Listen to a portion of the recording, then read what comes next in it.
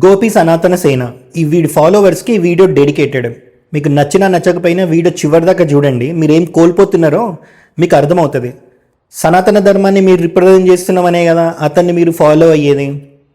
అయితే సనాతన ధర్మానికి ప్రమాణం పురాణాలు. నమ్ముతారు కదా. సనాతన ధర్మం నమ్మేది పునర్జన్మ సిద్ధాంతం. అందుకే మనం బొట్టు పెట్టుకుంటాం. బొట్టు పెట్టుకోవడంలో ఒక కారణం ఏంటి అని అంటే, నేను పునర్జన్మ సిద్ధాంతాన్ని విశ్వసిస్తున్నా అని చెప్పడానికి. అంటే వచ్చే జన్మ అనేది ఒకటి ఉంటుంది అని. ఇక్కడ ఈ పాయింట్ని మీరు గుర్తుపెట్టుకోండి. భవిష్య పురాణంని లింక్ చేసుకోండి. సో మన పురాణాలు, ఇతిహాసాలు, సనాతన ధర్మం బేసిక్స్ ఏం చెప్తాయని అంటే, నువ్వు ఈ జన్మలో దేన్నైతే ఎక్కువ ఇష్టపడతావో లేదంటే దేన్ని ఎక్కువ ద్వేషిస్తావో నీ వచ్చే జన్మ దాంట్లోనే ఉంటుంది. నువ్వు అదే అనుష్ఠానంలో పెట్టుకోవాలి, నువ్వు దాన్నే ఫాలో అవ్వాలి అని చెప్పి. దానికి రిఫరెన్సే శ్రీమద్ భాగవతం. 17 పురాణాలు రాశాక వ్యాసుడికి ఇంకా అసంతృప్తి ఉంటుంది. నేను ఇంకా ఏదో చేయాలి, చేయలేకపోతున్నాను. అప్పుడు నారదుడు వచ్చి చెప్తారు, విష్ణుమూర్తి గురించి, విష్ణుమూర్తి భక్తుల గురించి నువ్వు రాయి అని చెప్పి. అప్పుడు వచ్చింది శ్రీమద్ భాగవతం. సృష్టి ఆవిర్భావం నుంచి సృష్టి అంతమయ్యేంత వరకు దాంట్లో ఉంటుంది. భక్తుల కథలు, విష్ణుమూర్తి లీలలు, అవతారాలు, ఇట్లాంటి అన్నీ. అందులో జడభరతుడి కథ. ఇది భారతదేశం. ఈ భారతదేశానికి పేరొచ్చిందే ఆ భరతుడు ఈ భూమిని పరిపాలించడం వల్ల. అన్ని లక్షల సంవత్సరాలు భరతుడు ఈ భూమిని అంత పరిపాలించాక నాకు ఇంకా మోక్షం కావాలి అని చెప్పి అడవిలోకి వెళ్ళిపోతారు, రాజ్యాన్ని మొత్తం వదిలిపెట్టి. పోయింది మోక్ష సాధన చేయడానికి. కానీ చనిపోయే చివరి ఊపిరిలో ఆయన ఎవరినైతే జింకని పెంచుకుంటాడో ఆ జింక తన మనస్సులో ఉంటుంది కాబట్టి ఆయనకి వచ్చే జన్మ జింకలాగానే వస్తాడన్నట్టు. వచ్చింది దేనికి? లక్షల సంవత్సరాలు రాజ్యాన్ని పరిపాలించి ఈ దేశానికి ఆయన పేరు పెట్టుకునే స్థితికి ఆయన వచ్చినప్పుడు, మరి అలాంటి భరతుడు కూడా మోక్ష సాధన కోసమని పోయి చనిపోయే చివరి ఊపిరిలో జింకని మనస్సులో పెట్టుకోవడం వల్ల వచ్చే జన్మ జింకలాగొచ్చింది. శ్రీమద్ భాగవతంలో జడభరతుడి కథ మీరు వింటే మీకు అర్థమవుతుంది పునర్జన్మ సిద్ధాంతం అనేది ఎంత ఇదిగా ఉంటుంది. మీరు వచ్చే జన్మలో ఏం ఫేస్ చేయబోతున్నారు అనేది మీకు కళ్ళకు కట్టినట్టుగా కనిపిస్తుంది. అదే భవిష్య పురాణం తీసుకుంటే, భవిష్య పురాణం, భాగవత పురాణం. ఇందాక భాగవత పురాణం నుంచి రిఫరెన్స్ చెప్పిన, ఇప్పుడు భవిష్య పురాణం నుంచి రిఫరెన్స్ చెప్తున్నా. బాబరు, హుమయూన్ ఈ టైంలో శంకరాచార్య పరంపరలో వచ్చిన ఒక ఆయన ఉంటాడు. ఆయన పేరు ముకుంద్ బ్రహ్మచారి అని చెప్పి. ఈ ముకుంద్ బ్రహ్మచారి వచ్చే జన్మలో అక్బర్లాగా ఎలా వచ్చాడు అనేది కూడా భవిష్య పురాణంలో వ్యాసుడు రాశారు. ఈ భవిష్య పురాణం కంచి పరమాచార్య చంద్రశేఖరేంద్ర సరస్వతి స్వామి వారి ఆమోదంతో వచ్చింది. కావాలంటే శ్రీముఖం చూడండి, శ్రీముఖమే ఆథెంటిక్ అని చెప్పడానికి.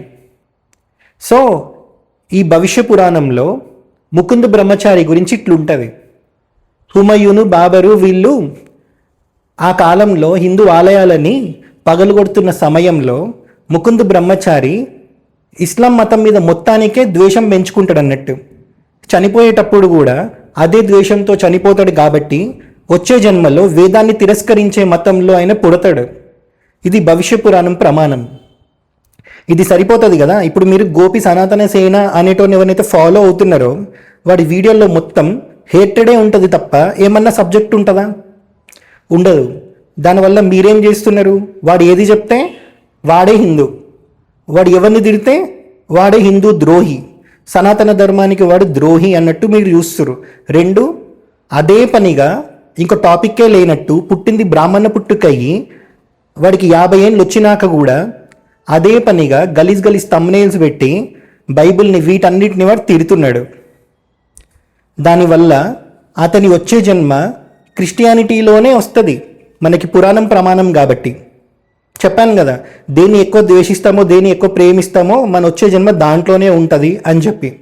అతన్ని మీరు అనుసరించి అతను ఏదైతే చేస్తున్నాడో మీరు అదే పని చేస్తున్నారు కాబట్టి, మీరు ఆ ద్వేషంతోనే అతని వీడియోలు చూస్తూ ఎంటర్టైన్మెంట్ పొందుతున్నారు కాబట్టి మీ వచ్చే జన్మ కూడా క్రిస్టియానిటీలోనే వస్తుంది. మీరు ఆలోచించండి. పురాణం ప్రమాణంగా తీసుకొని సనాతన ధర్మాన్ని మీరు ఏదైతే రిప్రజెంట్ చేస్తున్నాం అంటున్నారో వాటికి మూలమైన పురాణాలు తీసుకుంటేనే ఇందులోనే చెప్తున్నాయి. సో నేను కూడా క్రిస్టియన్స్ని, ముస్లిమ్స్ని తిట్టలేక కాదు, తిట్టక కాదు, తిట్టడం రాక కాదు.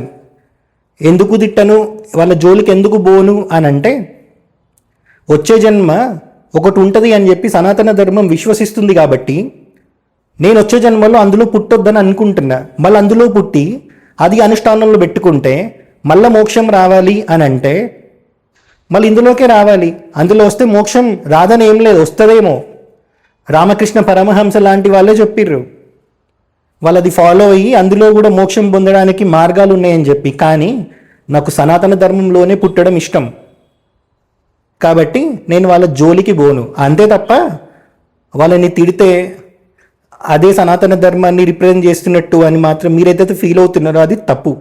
ఇంకొక థింగ్ ఏంది అని అంటే, మొన్న పెట్టుకున్న లైవ్లో చెప్పుకుంటున్నాడు, సాయిబాబా ఇష్యూ నా వల్లే ఎక్కువ హైలైట్ అయ్యింది, కరుణాకర్ సుగ్నా, లలిత్ కుమార్ ఇట్లాంటి వాళ్ళందరినీ నేను టార్గెట్ చేయడం వల్లనే వాళ్ళు వీడియోల మీద వీడియోలు చేయడం స్టార్ట్ చేసిర్రు, అది ఇది అని ఓ మసి చెప్పుకుంటూ అన్నట్టు.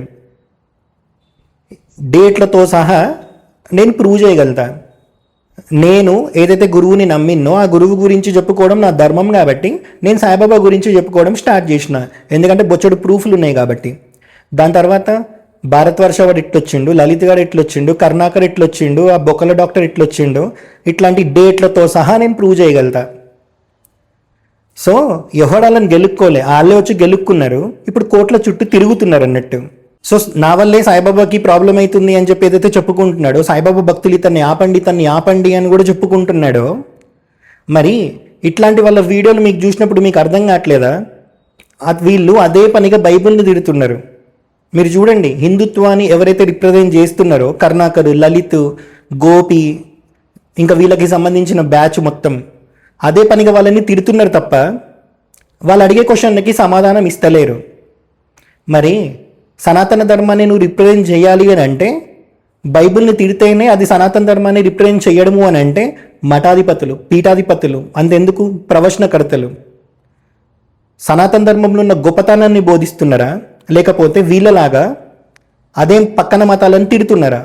ఇప్పుడు నా వల్ల సాయిబాబా ఇష్యూ హైలైట్ అయ్యింది అని అంటే మరి ఇట్లాంటి వాళ్ళు వీడియోలు చేయడం వల్లనే కదా క్రిస్టియన్స్ వాళ్ళ దేవుణ్ణి వీళ్ళు తిడుతుంటే వాళ్ళకి నచ్చక మన పురాణాల్లో ఉన్నాయి సగం సగం ఎతికి బూతుల్లాగా చూపిస్తున్నారు. మరి మీ దగ్గర సమాధానం లేదు, ఎందుకంటే మీరు అతన్ని ఫాలో అవుతున్నారు కాబట్టి. అతను పుట్టిన ఒక బ్రాహ్మణుడి కుటుంబంలో, అతని క్యాస్టే బ్రాహ్మణు. మరి అతనేనా చెప్పాలి కదా పురాణాల్లో ఏముంది, క్రిస్టియన్స్ ఏదైతే అడుగుతున్నారో దానికి సమాధానం. అది లేకనే కదా బూతులు తిట్టేది. నా ఇన్స్టాగ్రామ్లో మీరు చూడండి, ఎప్పుడు సాయిబాబా ఇష్యూ స్టార్ట్ కాక ముందు ఎన్నిటికీ సమాధానం చెప్పినో క్రిస్టియన్స్ చెప్పిన దానికి. బ్రహ్మదేవుడికి సరస్వతీదేవి ఎందుకు కూతురు కాదు, 4 పురాణాల్లో ఉంటుంది. కానీ క్రిస్టియన్స్ ఏం చేస్తారు, మత్స్యపురాణం పట్టుకొని వచ్చి బూతుల్లాగా చూపిస్తారు. కానీ మత్స్యపురాణం తీసుకునే ముందు నువ్వు తీసుకోవాల్సింది బ్రహ్మ వైవర్త పురాణం. అందులో సరస్వతీదేవి ఎట్లా ఆవిర్భవించింది అని ఉంటుంది. అక్కడ బ్రహ్మదేవుడి లో నుంచి వచ్చినట్టు ఎక్కడా ఉండదు. ఈ విషయము ఈ గోపి సనాతన సేన ఎప్పుడైనా పురాణాలు పట్టుకొని వీడియోలలో చెప్పిండా? లేదు. మీరు ఎప్పుడైనా అడిగినరా? అన్న అన్ని క్వశ్చన్లు అడుగుతున్నారు కదా, నువ్వు ఒక్కసారైనా ఇట్లాంటి లైవ్లు పెట్టి తిట్టే బదులు వాళ్ళు అడిగిన దానికి సమాధానం చెప్పొచ్చు కదన్నా అన్నారా? లేదు. ఎందుకంటే మీకు సమాధానం అవసరం లేదు, మీకు ఎంటర్టైన్మెంట్ కావాలి. వాళ్ళని తిడితేనే మీకు ఎంటర్టైన్మెంట్, అది కాదు ప్రమాణం. అట్లా కాదు సనాతన ధర్మాన్ని రిప్రజెంట్ చేసేది. అందుకే అంటున్నా, పురాణాలు ప్రమాణంగా పెట్టుకుంటే మీ వచ్చే జన్మ ఏంటి అనేది మీకు ఇప్పుడే అర్థమవుతుంది. అందుకే వీడియో చేస్తున్నా. ఇదే ఆ గోపి సనాతన సేనగాడి మీద చేసే నేను లాస్ట్ వీడియో. ఎందుకంటే వీళ్ళు ఏదైతే పెంట క్రియేట్ చేసిరో సనాతన ధర్మాన్ని నువ్వు రిప్రజెంట్ చేయాలి అని అంటే హిందుత్వవాదం పట్టుకొని పక్క మతాలను అదే పనిగా తిట్టడమే సనాతన ధర్మాన్ని రిప్రజెంట్ చెయ్యడము అనే ఒక ఫార్మాట్ని, నేను ఆ ఫార్మాట్లో లేను. దానివల్ల ఏం చేస్తారు క్రిస్టియన్స్, 4 పురాణాల్లో ఎతకాల్సింది ఒకే పురాణంలో ఎదిగి కొన్ని శ్లోకాలు మాత్రమే చూపెట్టి ప్రతి దాన్ని కాంట్రవర్సీ చేయడం స్టార్ట్ చేసిరు. మరి అందరూ అదే పనిగా పక్క మతాలని తిడుతుంటే సమాధానం ఇవ్వాల్సిన ఒకడెవడో ఉండాలి కదా. నేను అందుకే పురాణాలు అవన్నీ 40,000 50,000 పెట్టి మొత్తం కొనుక్కున్నా. ఇంకా కావాలి అని అంటే నేను వీడియోలు చేసేటప్పుడు శ్లోక ప్రమాణాలు పెట్టే ముందు వేద పండితులు ఎవరైతే కాంటాక్ట్లో ఉంటారో వాళ్ళని అడుగుతా. వాళ్ళు చెప్తారు ఎక్కడ ఏముంది, ఏంటిది, ఎట్లా చెప్పాలి అనేది. మళ్ళీ దాని తర్వాత ప్రవచనంలో ఏం చెప్పారు, వాళ్ళు చెప్పే విధానం ఏంటిది, దాంట్లో అర్థం చేసుకోవాల్సిన తత్వం ఏంటిది, ఇట్లాంటివన్నీ నేను అవన్నీ రీసెర్చ్ చేశాక ఓ వీడియో వేస్తా అన్నట్టు. వీళ్ళు అవన్నీ చేయరు. సో ఇప్పుడు వీళ్ళు ఏదైతే హిందుత్వవాదం పట్టుకొని పక్క మతాలను తిడుతున్నారో దానివల్లే కదా మనం దేవుళ్ళ గురించి బూతులు వినాల్సి వస్తుంది. మరి ప్రవచనకర్తలకి తెలియదు అందులో బూతులు ఉన్నాయని ఏదైతే క్రిస్టియన్స్ చూపిస్తున్నారో. మరి ప్రవచనకర్తలు ఎందుకు తత్వం పరంగా చెప్తారు, భౌతికంగా చెప్పకుండా? పురాణాలు కానీ ఇతిహాసాలు కానీ ఏదైనా సరే పదాలని పదాలుగా అర్థం చేసుకుంటే బూతుల్లానే కనిపిస్తాయి. ఏ సందర్భంలో అది చెప్పారు, ఏ సందర్భంలో అది జరిగింది, దాని వెనక ఉన్న అంతరార్థం ఏంటి, అక్కడున్న తత్వం ఏంటి, అది చూస్తే దేవుడి తత్వం, గురువు తత్వం, అక్కడ జరిగిన సందర్భంకి ఆ తత్వం మనకు అర్థమవుతుంది. అవి చెప్పేటోళ్ళే లేరు. ఈ జనరేషన్కి ప్రవచనకర్తలు లేరు. సో అట్లీస్ట్ ఆలోచించండి. ఇప్పుడు మీరు అదే పనిగా బైబిల్ని తిడుతురు. మీకు బైబిల్లో ఏమేమి ఉంటాయో మీకు సమాధానం తెలుసు తప్ప క్రిస్టియన్స్ ఏవైతే క్వశ్చన్లు అడుగుతున్నారో మీ దగ్గర సమాధానం ఉందా? కుంతిదేవి గురించి అడుగుతారు, కర్ణుడి జననం గురించి, మీ దగ్గర సమాధానం ఉందా? లేదు. వాళ్ళు సీతమ్మ గురించి మాట్లాడతారు, రాముడి జననం గురించి మాట్లాడతారు, శ్రీకృష్ణుడికి 16,000 మంది గోపికల గురించి మాట్లాడతారు, అందులో ఉన్న తత్వం గురించి ఎవడు మాట్లాడాడు. 16,000 మంది అనగానే సెక్స్ యాంగిల్ మాత్రమే కనిపిస్తుంది. మరి ఇంకా సుబ్రహ్మణ్య షష్ఠి, సుబ్రహ్మణ్య స్వామి ఆవిర్భావం అప్పుడు శివుడి వీర్యం స్ఖలనమై అగ్నిలో పడితే దాన్ని కూడా బూతుల్లా ఎతికారు అన్నట్టు. అక్కడ తత్వం ఏంటి? ఇవన్నీ చెప్పేటోడు ఎవడు? ప్రవచనకర్తలు ఆల్రెడీ చెప్పిర్రు. ఈ గోపి అనేటోడు ప్రవచనకర్తలు చెప్పిన ప్రవచనాల్లో నుంచి స్క్రీన్ రికార్డింగ్ తీసి ఒక వీడియోలో అయినా చెప్పిండా? వాడి వీడియోలు ఎప్పుడన్నా పోస్ట్ చేసుకున్నాడా? తమ్నెల్లో మొత్తం అర్ధనగ్నంగా ఉండే ఆడవాళ్ళు ఉంటారు, మళ్ళీ పక్కన చూస్తే బైబిల్ ఎక్స్ప్లెనేషన్ ఉంటుంది. ఇది కాదు కదా సనాతన ధర్మాన్ని రిప్రజెంట్ చేయడం. ఒక బ్రాహ్మణుడి పుట్టుక బుట్టి, అది 50 ఏళ్ళు వచ్చి కూడా. మరి ఎవడు చెప్తాడు? హిందూస్కి నాలెడ్జ్ ఉండాల్సింది బైబిల్ మీద, ఖురాన్ మీద కాదు. సనాతన ధర్మంలో మన దేవీ దేవతలు ఏం చేసిర్రు, వాళ్ళ చరిత్ర ఏంది, ఈ మనకు తెలిసినప్పుడు పక్క మతాలను తిట్టాల్సిన అవసరం ఉండదు.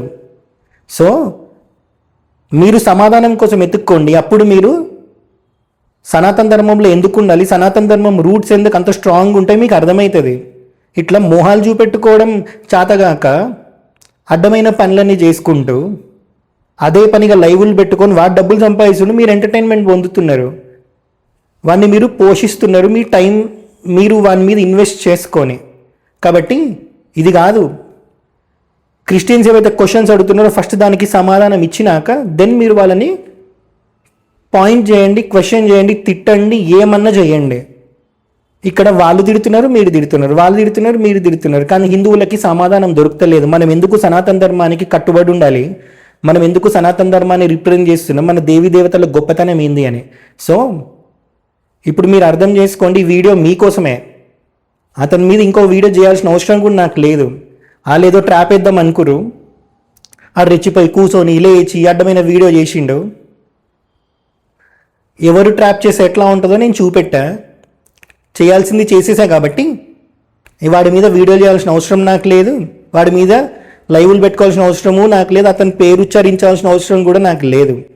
అతను ఎన్ని లైవ్లు పెట్టుకుంటాడో పెట్టుకొనియండి. నిజంగా మీరు సనాతన ధర్మాన్ని రిప్రజెంట్ చేసేది ఉంటే నేను పురాణాలు తీసి క్రిస్టియన్స్ అడిగిన ప్రతి దానికి నేను సమాధానం చెప్తూ, శ్లోకాలు రిఫరెన్స్ ఇస్తూ, పురాణం రిఫరెన్స్ ఇస్తూ వీడియోలు చేస్తా. వెయిట్ చేస్తూ ఉండండి. హర హర మహాదేవ.